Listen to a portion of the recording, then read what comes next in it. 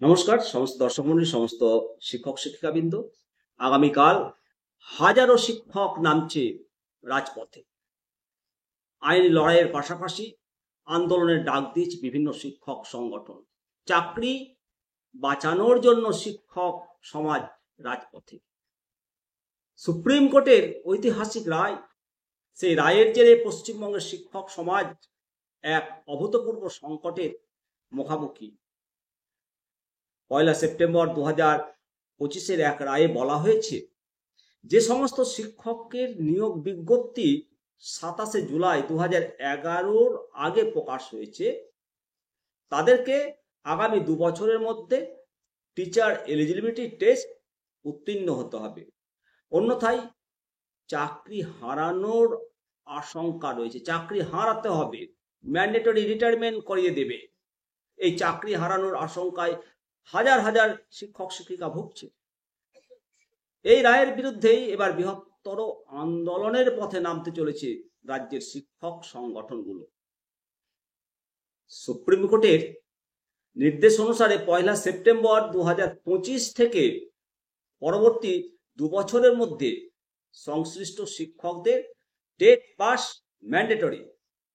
এই রায়ের ফলে রাজ্যের সেই সব শিক্ষকের ভবিষ্যৎ অনিশ্চিত হয়ে পড়েছে, যারা 25 বছর, 26 বছর, 30 বছর ধরে চাকরি করছেন, শিক্ষকতা পেশায় নিযুক্ত রয়েছেন।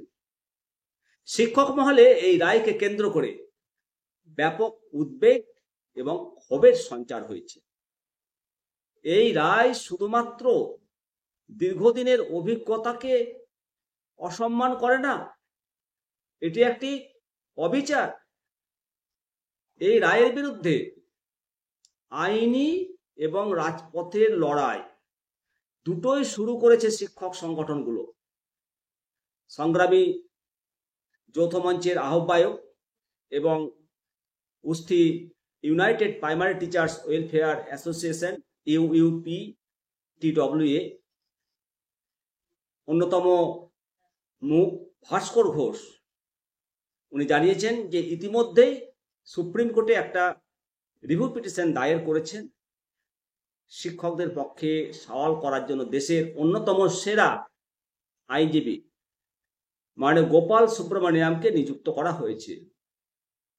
শুধু আইনি লড়াই থেমে থাকছে না শিক্ষকরা।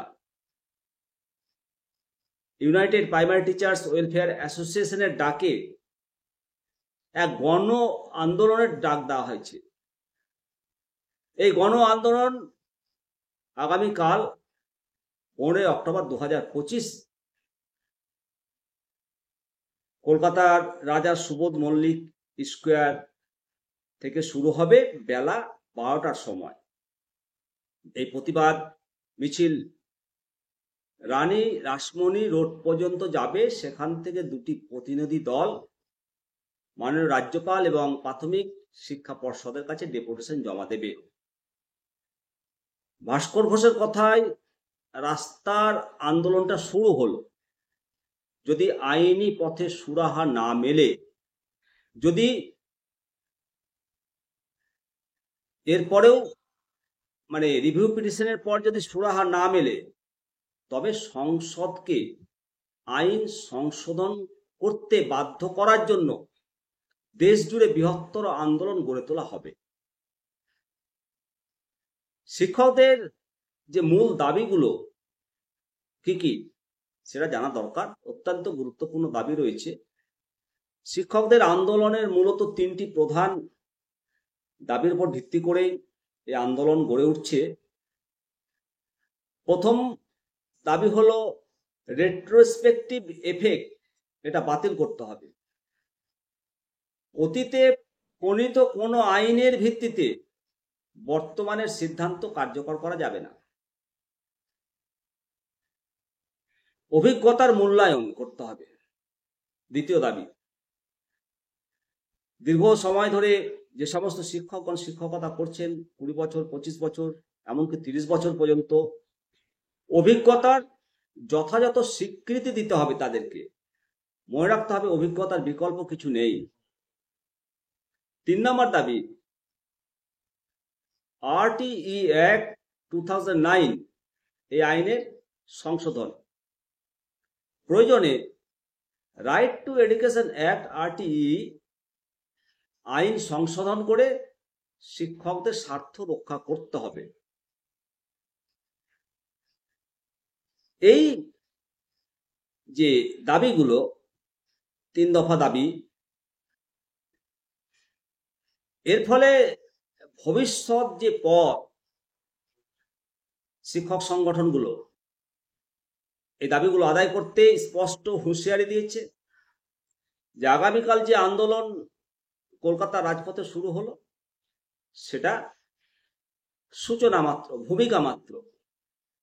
আইনি লড়াইয়ে ব্যর্থ হলে তারা দেশব্যাপী আন্দোলন সংগঠিত করবে এবং কুস্তি প্রাইমারি শিক্ষক সংগঠন সহ বিভিন্ন শিক্ষক সংগঠনের লক্ষ্য সরকারকে চাপ সৃষ্টি করে সংসদে আইন সংশোধন করা, যাতে পশ্চিমবঙ্গ সহ সারা দেশের হাজার হাজার শিক্ষকের ভবিষ্যৎটা সুরক্ষিত হয়। এই পরিস্থিতিতে রাজ্যের সমস্ত প্রাথমিক এবং উচ্চ প্রাথমিক শিক্ষকদের একজোটে এই লড়াইয়ে সামিল হওয়ার আহ্বান জানিয়েছেন। অবশ্যই কুস্তি শিক্ষক সংগঠন সহ আরো যে সমস্ত শিক্ষক সংগঠনগুলো রয়েছে মতামত ভেদে নিজেদের জীবন জীবিকার স্বার্থে এই আন্দোলনটাকে ঐক্যবদ্ধ আন্দোলনের রূপ দেওয়াটাই স্বাভাবিক এবং সেটাই বুদ্ধিমানের কাজ। আগামীকালের যে আন্দোলন আমরা দেখতে পাবো সেই আন্দোলন অনেক কিছু চিত্র স্পষ্ট করে দেবে। তবে ইতিমধ্যে আমরা ত্রিপুরা হাইকোর্টের জাজমেন্ট, সুপ্রিম কোর্টের পর্যবেক্ষণে যেটা দেখেছি,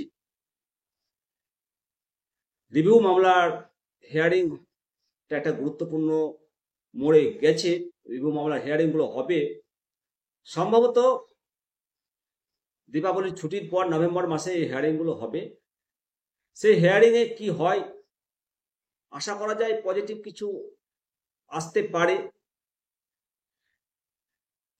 অপরদিকে আমাদের কেন্দ্রীয় শিক্ষামন্ত্রী মাননীয় ধর্মেন্দ্র প্রধানজি উনি রাজ্যের বিরোধী দলনেতাকে বার্তা দিয়েছেন শিক্ষকদের চিন্তিত না হওয়ার জন্য।